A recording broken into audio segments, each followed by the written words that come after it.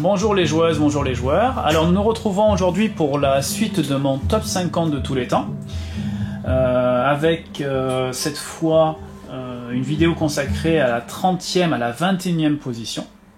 Alors, je résume pour ceux qui n'ont pas vu les précédentes vidéos, vite fait. En fait, l'idée c'est que je fais mon top de mes jeux que je préfère. Voilà, c'est pas les meilleurs jeux de tous les temps, mais c'est ceux que j'affectionne le plus.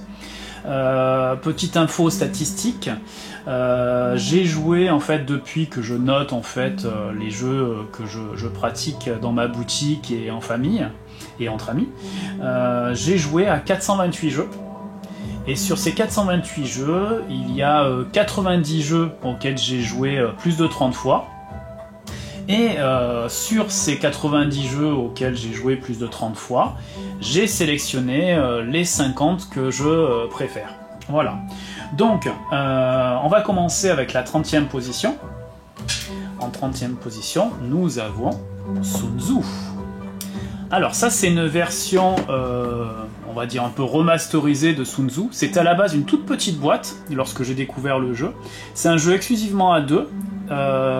C'est un petit jeu qui a à la base une mécanique de bataille parce qu'on joue des cartes face cachée et on s'affronte sur chaque territoire de la Chine antique avec notre adversaire. Et la différence des cartes jouées indique combien de troupes on peut mettre sur la section. Et en fait, l'idée c'est de réussir à conquérir des régions de la Chine. Et tous les 3 tours, on va scorer des points en fonction de la valeur stratégique de chaque territoire qui est déterminé en début de partie. Et ce qui est vraiment pertinent dans ce jeu, c'est que les points, la valeur des régions évolue au 3e tour, au 6e tour et au 9e tour. Voilà. Et en fait, on a des cartes spéciales qu'on va jouer, il y a des cartes qu'on peut jouer que de façon unique. On va devoir essayer de réfléchir à anticiper, je pense que le joueur va jouer sur tel territoire, telle carte, et du coup il y a ce jeu stratégique vraiment de se mettre à la place de l'adversaire qui est vachement sympa, et qui est vraiment à l'image de Sun Tzu, le seigneur de la guerre en fait, et c'est vraiment sympa parce que on a vraiment ce côté l'art de la guerre à travers ce petit jeu auquel je prends toujours plaisir à jouer. Sun Tzu à la 30e position. Ensuite, à la 29e, encore un jeu à deux qui s'appelle Targi, qui était à la base chez Philosophia. Et pour ceux qui suivent un peu mes vidéos, vous savez à quel point j'aime les jeux Philosophia. C'est Yellow qui a récupéré le jeu, bravo Yellow, très bon choix. Et en fait c'est un jeu à deux qui est assez poussé tactiquement. Alors souvent les jeux à deux, c'est super sympa, mais c'est relativement léger. Là on a un bon compromis dans Targi, puisque le jeu dure relativement longtemps, hein, c'est un jeu d'une bonne heure on va dire. Et en fait la mécanique elle est super sympa, c'est un jeu de poste d'ouvrier, mais là où c'est malin, c'est qu'on va poser à tour de rôle un ouvrier et sur un parcours autour. Et en fait, en fonction de l'abscisse et l'ordonnée de nos ouvriers, ça va nous permettre de faire l'action ou de récupérer l'élément à la rencontre de nos deux ouvriers. Donc il y a des techniques pour contrer l'autre, pour éviter qu'ils prennent telle ou telle carte. Et en fait, l'idée c'est de faire des collections de cartes, de familles de cartes, et récupérer des ressources, dépenser les ressources, récupérer de l'or, enfin il y a tout un tas de choses, et c'est franchement super plaisant à jouer quoi. Targi, si vous cherchez un jeu un peu poussé à deux, c'est vraiment une très bonne pioche. Il existe depuis longtemps, et en fait son succès est bien mérité. Et toujours avec une mécanique très pertinente. Ensuite, en 28e position, nous avons Colt Express. Alors ça, c'est un grand classique familial, un jeu de programmation. C'est carrément l'un des meilleurs jeux de programmation, avec ce côté thème fort avec les cow-boys et les indiens. enfin avec les cow-boys, on va dire, les Indiens ils font pas partie trop du jeu là, même si on a une cow-boy, une Indienne, pardon. Mais on a cet esprit-là, voilà, le Far West, donc le thème est super bien choisi, et on a un train fantastique en 3D. Alors ça c'est génial, franchement bravo les ludonotes. Et les ludonotes qui sont de notre belle région, puisqu'ils sont de Istres, vu que je vous rappelle qu'on est à la Plaine-sur-Yvonne, donc dans la région de Marseille. Donc merci les copains.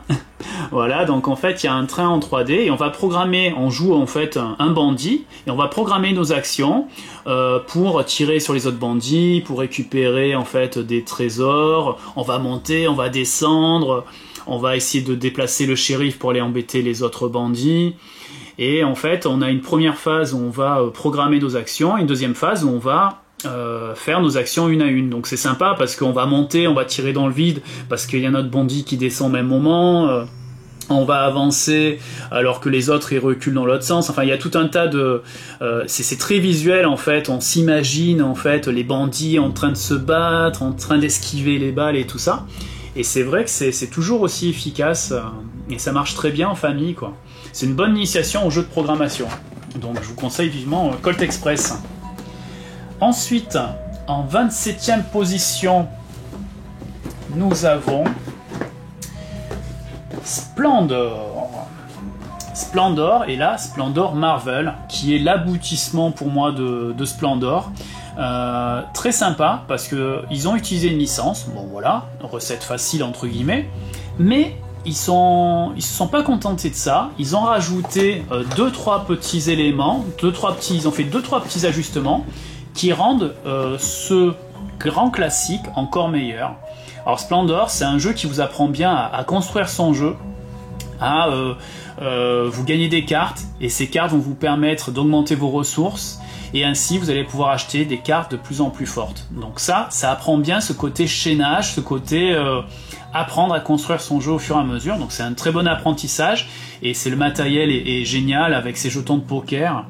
On doit en fait acheter des cartes qui vont nous générer des ressources. Avec ces ressources, on va racheter d'autres cartes et on va honorer des contrats avec des collections de cartes que l'on va gagner. Et c'est le premier qui atteint 16 points qui met fin à la partie. Donc franchement c'est très agréable, et le design Marvel donne un petit plus à ce jeu, et j'ai toujours plaisir à ressortir ce jeu pour une partie. Alors je vous montre juste en fait un petit jeton de poker pour ceux qui connaissent pas trop. Hop, voilà, vous voyez les petits jetons de poker. Ça rajoute, c'est indéniable, ça rajoute un plus au jeu qui est formidable. Je vous montre quelques cartes. Bon, c'est le design Marvel classique, hein, mais ça fait son petit effet, quoi. Hop, je range un petit peu. Hop, donc Marvel Splendor en 27e position. En 26e position, alors on a un jeu un petit peu plus lourd, qui n'est plus, hélas, édité, mais qui sait. La dernière vidéo, j'avais parlé de Colossus Arena, que j'étais dégoûté qu'il soit plus édité, et bien figurez-vous qu'il va ressortir. J'ai appris ça 48 heures après ma vidéo, j'étais enchanté. Et pour ceux qui ont aimé ou qui recherchaient Colossus Arena, il va s'appeler Equinox. Il va être distribué par Novalis. Donc Equinox, franchement, dès que vous le voyez, foncez, hein. Ça va être vraiment... c'est un super jeu, voilà. Je suis très content de le revoir en rayon. Alors, Assyria, donc 26e, c'est un jeu de regretté Istari, qui faisait de très bons jeux de gestion. Donc là aussi, c'est un très bon jeu de gestion, où en fait, qui vous propose de créer en fait des ziggourats. Vous allez avec vos ressources, donc monter des ziggourats, créer des villages. Ce qui est sympa, c'est que vous avez un phénomène de crue, et les villages que vous allez créer à certains endroits, en fait, ils vont être détruits. Donc il va falloir faire des associations de villages pour gagner des points de victoire. Vous avez l'influence des dieux, vous avez tout un tas de choses autour de ce thème-là, et franchement, je pense, à mon avis, c'est vraiment mon Istari préféré, quoi. Il est facile d'accès, mais en même temps il est tactique, c'est une course-poursuite entre les différents joueurs. Cette notion de crue, elle est super intéressante, qui fait évoluer le jeu au fur et à mesure des âges. Et vraiment, je reprends toujours beaucoup de plaisir à rejouer à ce vénérable et regretté Assyria. Ensuite, nous avons à la 25e position, bon là, vous le connaissez, c'est sûr, à 99%, et c'est Seven Wonders Duel. Alors, Seven Wonders, à la base, c'est vrai qu'à deux, c'est pas terrible, et en fait, monsieur jeu à deux joueurs, donc en l'occurrence Bruno Catala, et Antoine Boza se sont mutualisés leur cerveau bien constitué pour créer Seven Wonders Duel, et c'est franchement une belle réussite. Ils ont trouvé un système avec un système avec un arbre qui est super ingénieux, où une fois qu'on prend une carte, elle va vous permettre en fait de retourner d'autres cartes et de déclencher la découverte de ces cartes et un retrait possible. Ça, c'est vraiment le cœur du jeu, qui a permis non seulement d'adapter le jeu Seven Wonders à deux, mais d'apporter une échelle stratégique intéressante. Et donc, pour ceux qui ne connaissent pas l'univers Seven Wonders, l'idée, en fait, c'est que vous récupérez des ressources. Avec ces ressources, vous allez pouvoir acheter différentes cartes en jouant en 3 âges, et vous allez récupérer des cartes innovation, vous allez récupérer des cartes qui vont vous faire marquer des points de victoire, vous allez récupérer des cartes puissance militaire qui vont vous permettre en fait d'augmenter votre puissance militaire et d'obtenir potentiellement une victoire par ce biais-là, parce que l'un des intérêts de ce jeu, c'est qu'il y a plusieurs façons de gagner. La voie militaire, en réussissant à aller jusqu'au bout de la frise adverse, donc un peu comme un jeu de tir à la corde en fait. Vous pouvez gagner grâce aux pions technologie, et vous pouvez gagner tout simplement avec les points de victoire à l'issue des 3 âges. Et un peu comme Splendor, vous avez ce côté monter en puissance, créer son jeu, avoir de plus en plus de ressources, acheter des cartes de plus en plus chères, etc. Donc c'est Seven Wonders Duel qui s'enrichit de 2 extensions qui ne sont pas une vile exploitation de la licence, mais bien un enrichissement du jeu. Et Agora et Panthéon apportent un plus vraiment indispensable à ce grand classique de 2 génies du jeu, Antoine Boza et Bruno Catala, qui sont français comme beaucoup de très très bons auteurs dans le milieu du jeu. Il faut le reconnaître, en France, on a de bons créateurs. Ensuite, nous avons à la 24e position Nine. Alors Nine, qui était anciennement Choreo. Bon bah du coup j'ai plus souvent joué à Choreo qu'à Nine, mais pour moi c'est le même jeu avec quelques petits ajustements, et quand j'avais découvert Choreo, j'avais été séduit par cette mécanique très sympa. En fait dans Nine, l'idée c'est qu'on va avoir un draft de cartes, et chaque carte est présente un certain nombre de fois et représente un chiffre. Par exemple, le chiffre 15, en fait, vous avez 15 cartes. Le chiffre 7, vous avez 7 cartes. Et en fait, le but, c'est d'avoir une majorité de ces cartes-là. Quand vous avez la majorité d'une famille de cartes, vous pouvez bénéficier, activer un pouvoir de cette carte spécifique qui va vous permettre d'éliminer des cartes adverses, qui va vous permettre d'obtenir plus de cartes, parce qu'en fait, on a un nombre de cartes limité à chaque round. Ça, c'est super ingénieux aussi. Ça apporte de l'interaction avec les autres joueurs. C'est vraiment un jeu ingénieux de Gary Kim, en fait, qui commence à avoir une petite réputation, et ça fait partie de ces jeux asiatiques avec une idée géniale et novatrice qui rendent les jeux des auteurs asiatiques souvent assez uniques, quoi. Donc Nine, vraiment, quand Choreo a disparu, j'étais désespéré, et quand ils ont décidé de ressortir sous l'appellation Nine, j'ai vraiment été très très heureux pour ce classique pour moi. Ensuite, 23e position. Alors, Ça, c'est un jeu qui a disparu. Bon, j'espère qu'il va également ressortir, parce que mon jeu familial, c'est super bien. C'est un petit peu un cryptide avant l'âge, on va dire. Tobago. Alors, attendez, je recule un peu, que vous puissiez bien le voir, parce que c'est une assez grosse boîte. Tobago, le matériel, déjà, il était fou, quoi. Il était sympa, on avait des petits temples des petits moai, on dirait, en résine, on avait des petits arbres, on avait tout un tas de petits éléments super sympas, voilà, des petites huttes, des voitures, et en fait on est un explorateur, et on va devoir retrouver l'emplacement de trésors par déduction. En fait on va effectuer des recherches, et on va en fait essayer de plus en plus de délimiter la zone de recherche des trésors, et chaque trésor a une position unique, quoi. Donc en fait on met l'île d'une certaine façon avec certains symboles, certains écosystèmes à droite à gauche, et en fait le but c'est de réussir à faire la meilleure recherche possible pour trouver les trésors.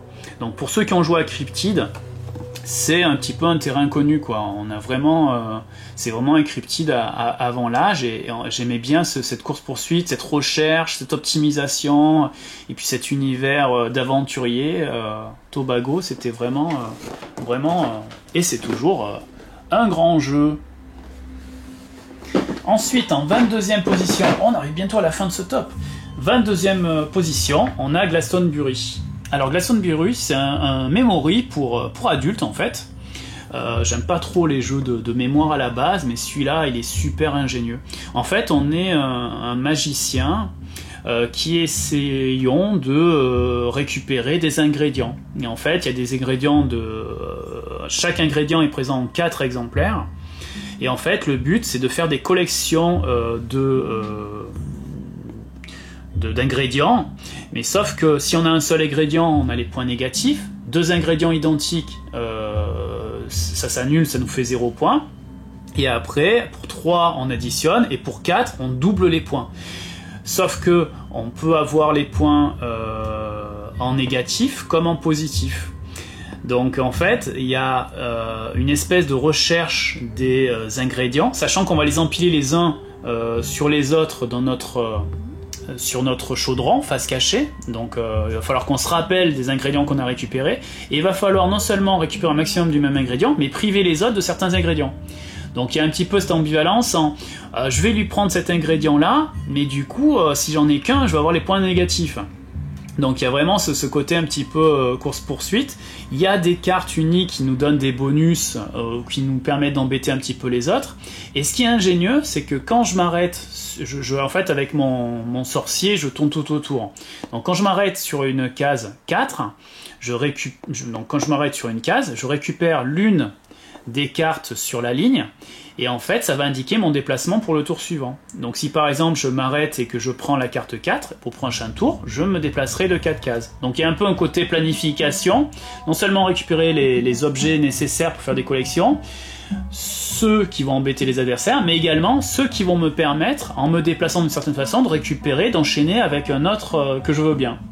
Donc il y a vraiment un côté stratégique, et mémoire, et interaction avec les autres joueurs, quoi. C'est vraiment extrêmement malin, et Glastonbury, c'est un jeu unique que j'adore, quoi. Et c'est joli, franchement, les illustrations et tout, elles sont vraiment très sympas, quoi. Donc Glastonbury, c'est un jeu, à mon sens, qui est trop peu connu, et pourtant, il mériterait vraiment d'être chez tout le monde. Voilà. Donc achetez tous Glastonbury. Maintenant. Ok. Et enfin, on va finir le top avec la 21e position. Bon là, on se rapproche de la crème de la crème, hein. Donc là, c'est la Cité des voleurs. Alors il faut savoir que moi, j'adore les figurines. J'adore peindre, hein, et j'adore les jeux d'affrontement. On a des figurines. La Cité des voleurs, en fait, c'est dans l'univers de Cadwallon, ou Cadwallon, on va dire. Et en fait, on constitue une bande de voleurs, et on va, à travers différentes missions, récupérer des trésors, taper les autres voleurs. Alors, je dois vous prévenir, bon, il est plus édité. J'y ai énormément joué à 2, et il est très bon à 2. Par contre, franchement, à 3-4, c'est pas terrible, parce qu'on est tout le temps en train de se taper dessus, et ça enlève tout l'intérêt du jeu. Et le matériel, il était super beau. Et on avait des cartes comme ça, scénarios. Tous les scénarios sont vraiment sympas, sont vraiment tous différents. Ça va être des scénarios où on va devoir récupérer des objets, retrouver des personnages, prendre des trésors dans des endroits bien précis. Et c'est un jeu à point d'action. Alors moi j'aime beaucoup les jeux à point d'action parce qu'on a notre petit porte-monnaie d'action. Et en fait on dit, bah tiens, pour une action je fais ça, je me déplace là, j'attaque ici, voilà, j'ouvre ce trésor, c'est sympa. Et le plateau il était super joli. Je vous montre juste un bout. Et en fait on avait un système de zones comme ça. Et il y avait même 2 PNJ, donc des personnages non joueurs, qu'on pouvait incarner à tour de rôle si on vous le souhaitait. C'était des gardiens, en fait, des miliciens qui peuvent aller embêter les autres joueurs. Et le design était sympa. Alors j'ai pas les figurines parce qu'elles sont à la maison dans ma belle petite vitrine. Mais elles étaient vraiment, les figurines aussi, ils étaient sympas, ça corrobait vraiment à l'esprit du jeu. Et honnêtement, les illustrations et les figurines, ça correspond bien, hein. Il y avait vraiment de bons choix. Voilà, il y avait 4 classes, 4 familles de voleurs différentes, avec chaque famille leurs affinités. Et vous voyez, elles étaient vraiment sympas les figurines, hein. Et c'était vraiment fidèle à ce que vous voyez sur les illustrations, hein. Honnêtement, c'était vraiment ça, quoi. Il y a le nain aussi. Ouais, le système de jeu simple, mais vraiment très cool, quoi. Les illustrations, elles étaient, le travail artistique était vraiment sympa, quoi. Ouais, ça vraiment. Faut que je m'en refasse une petite, ça fait longtemps, hein. Vraiment cool comme jeu. Hop, voilà, ben je crois qu'on a fait le tour. Ah, je vais montrer quelques cartes trésors. Qu'est-ce que je pourrais montrer? J'ai envie de montrer d'autres trucs dans le jeu. Hop, oui, des espèces de cartes. Hop, comme ça, de bonus, coup puissant, hop, trésor caché, toc. Ouais, ça fait un moment que je joue plus, je me souviens plus de tout, mais il me semblait que quand on récupère un trésor, on piochait une carte, on pouvait avoir des bonus. Hop, et j'en garde d'excellents souvenirs en tout cas. Bon ben voilà, on a fait le tour de mon top 50. Partie 3, donc de la 30e à la 21e place. Bah écoutez, je vous souhaite à tous bon jeu. Bon, soyez attentifs sur la prochaine vidéo. Et puis n'hésitez pas à me retrouver à la boutique je partage à La Penne-sur-Yvonne pour tester bientôt de nouveaux jeux en boutique, pour vous faire plaisir.